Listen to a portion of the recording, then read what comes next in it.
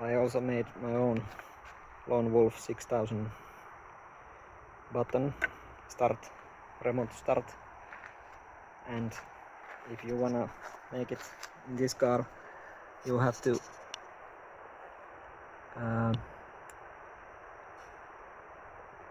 take insulation off from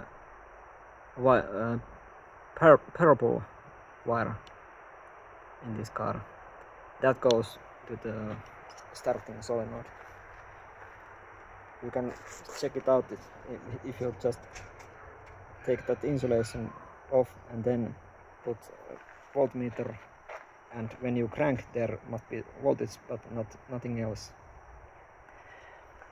And I take plus 12 volts from battery from this is 11 is heated rear window fuse, and fuse left side is not fused and right side is fused, so better use right side if you make some mistake, and then only the fuse is burning.